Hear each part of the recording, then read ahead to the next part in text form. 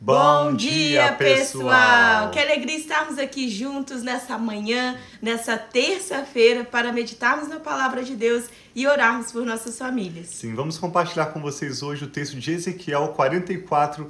Nessa semana nós estamos caminhando para o final dessa leitura do profeta Ezequiel, através de quem aprendemos tanto, apesar de alguns capítulos que parecem não aplicáveis aos dias de hoje, confusos, mas na verdade nós temos a cada dia recebido do Senhor uma clareza, uma orientação sobre o significado dessas palavras proféticas e visões extraordinárias que Ezequiel teve.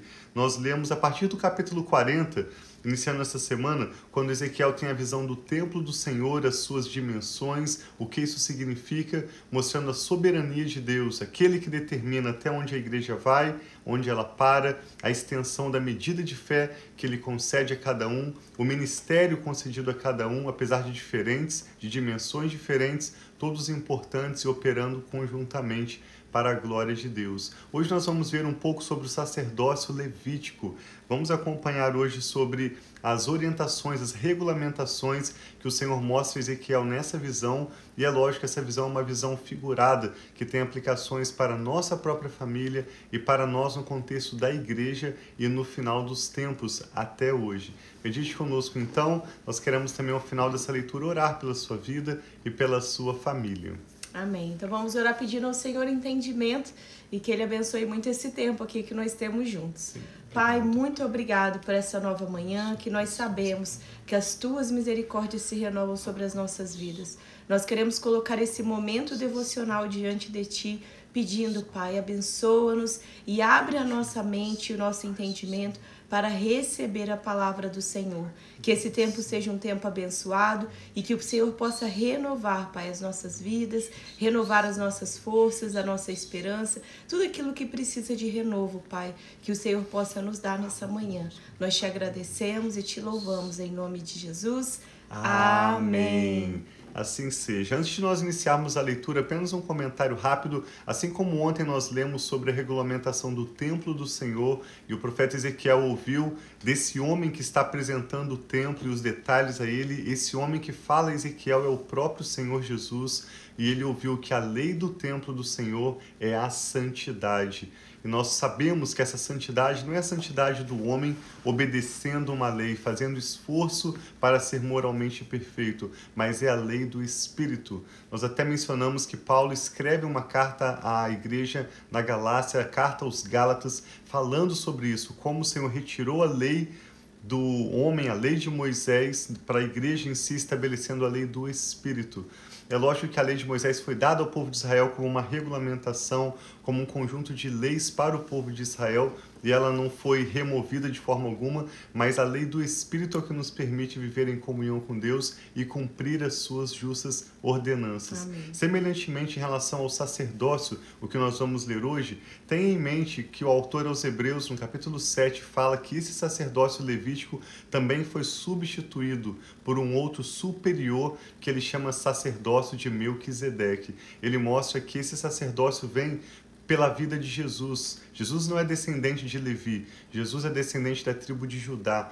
E o autor aos Hebreus coloca muito claramente como nos dias de hoje o sacerdócio que nos aproxima de Deus, o sacerdócio que é perfeito, é aquele que vem não de uma linhagem humana dos descendentes de Levi, mas sim através de uma vida perfeita e incorruptível e de um preço completo que foi pago pelo Senhor Jesus, que eles chamam sacerdócio segundo a ordem de Melquisedeque. É o sacerdócio de todos aqueles que aceitam unir a sua vida a Jesus para viver a sua vida perfeita para a glória de Deus. Então essa linguagem usada em Ezequiel 44, em toda essa visão que estamos lendo, é figurada e ela tem uma aplicação a nós. É isso que nós te convidamos a extrair, observar nesse texto quando nós lemos sobre a regulamentação do templo, especialmente do sacerdócio no serviço do reino de Deus. Diz assim, Ezequiel capítulo 44. Depois o homem me trouxe de volta para a porta externa do santuário, que dava para o lado leste, e ela estava trancada. O Senhor me disse: esta porta deve permanecer trancada. Não deverá ser aberta. Ninguém poderá entrar por ela. Deve permanecer trancada, porque o Senhor, o Deus de Israel, entrou por ela. O príncipe é o único que poderá entrar e sentar-se ali, para comer na presença do Senhor. Ele entrará pelo pórtico da entrada e sairá pelo mesmo caminho. Quando diz que a glória do Senhor entrou por essa porta leste, isso se refere ao que lemos ontem, quando depois de ver todas as dimensões do templo e os seus cômodos, Ezequiel tem a visão da glória de Deus adentrando o templo do Senhor. E ele mencionou que a glória de Deus adentrou pela porta leste, essa mesma que ele vê agora, e o Senhor disse que deveria ficar encerrada. Não uma porta para uso comum, mas a glória do Senhor entrou para encher o templo através dessa porta, e ali a glória de Deus vai permanecer. Verso 4, então o homem levou-me até a frente do templo, passando pela porta norte. Olhei e vi que a glória do Senhor enchia o templo do Senhor, e prostrei-me com o rosto em terra. Esse enchimento da glória de Deus certamente fala do derramar do Espírito Santo que o Senhor Jesus enviou para permanecer nos crentes, para nos guiar em toda a verdade, para nos lembrar das palavras de Jesus, para manifestar o fruto do Espírito através das nossas vidas. E o Senhor me disse: filho do homem, preste atenção, olhe e ouça atentamente tudo o que eu disser acerca de todos os regulamentos relacionados com o templo do Senhor. Preste atenção na entrada do templo e em todas as saídas do santuário. Diga ao povo rebelde de Israel que assim diz o soberano Senhor: já bastam todas as suas práticas detestáveis, ó povo de Israel. Além de todas as suas outras práticas detestáveis, vocês trouxeram estrangeiros incircuncisos no coração e na carne para dentro do meu santuário, profanando o meu templo, enquanto me ofereciam comida, gordura e sangue. E assim vocês romperam a minha aliança. Em vez de cumprirem o seu dever quanto às minhas coisas sagradas, vocês encarregaram outros do meu santuário em seu lugar, fazendo menção a vinda de povos estrangeiros com seus ídolos para assumirem a liderança do serviço espiritual no templo do Senhor.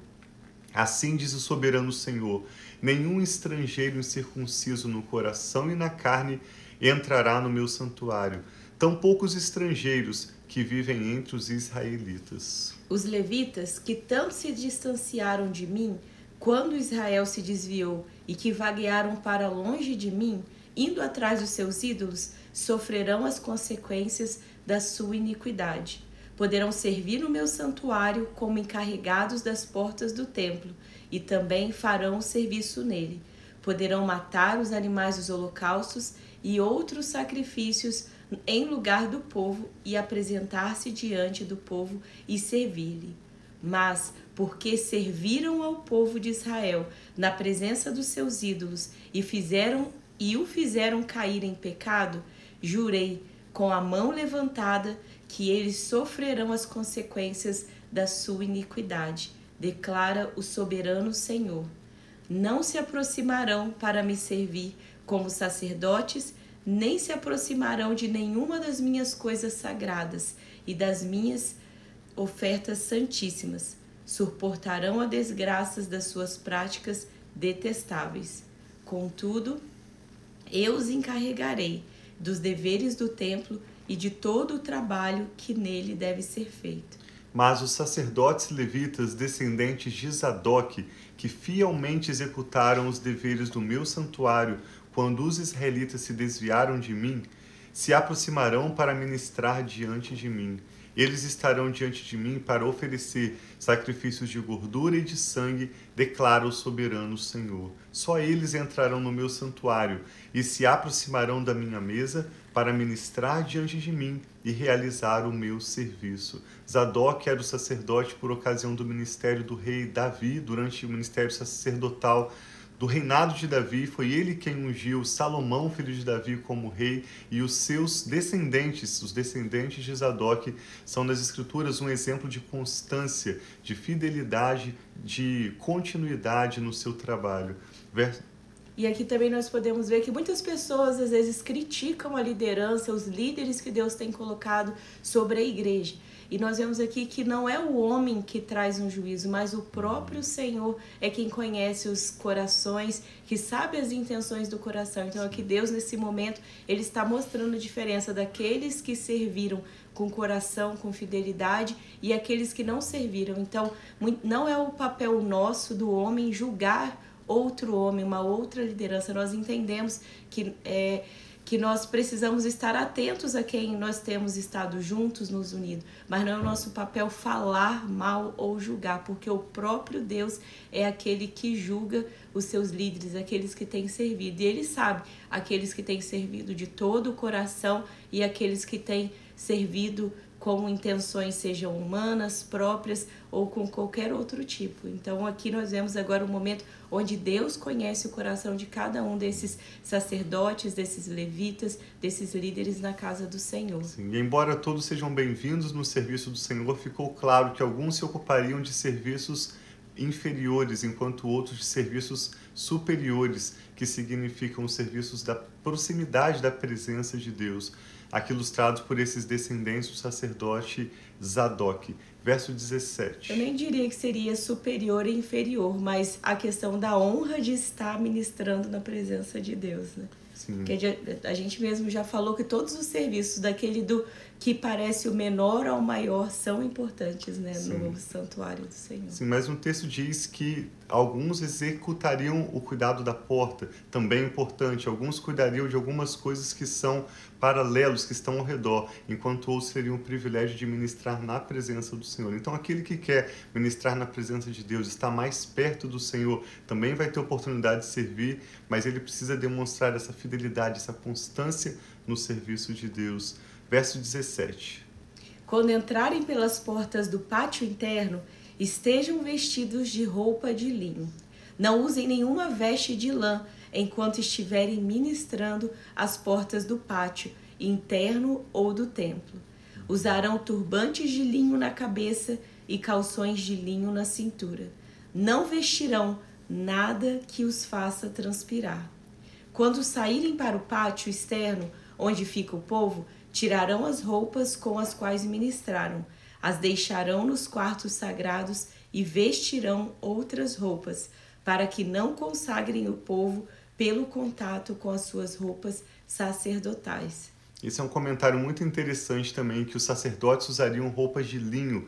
Você sabe que o linho é um material fino, é um material fresco, e os sacerdotes não poderiam usar roupas de lã ou qualquer roupa que os fizesse transpirar. Isso ensina que o nosso serviço no reino de Deus não é algo pesado, não exige o nosso esforço, não combina com o suor. O suor pode até ser um sinal, um alerta para nós de que nós estamos um pouco nervosos, de que nós estamos nos esforçando demais, e a orientação é clara, que nós não devemos suar ao realizar a obra de Deus. Ou seja, nós não realizamos a obra de Deus na força do nosso braço, matando a nossa família, nos esforçando além do que nós devemos, mas sim no vento do Espírito, na suavidade, na leveza do mover do Espírito, não por força, não por violência, mas pelo Espírito do Senhor.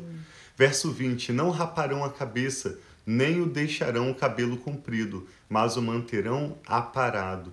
Nem o sacerdote beberá vinho quando entrar no pátio interno.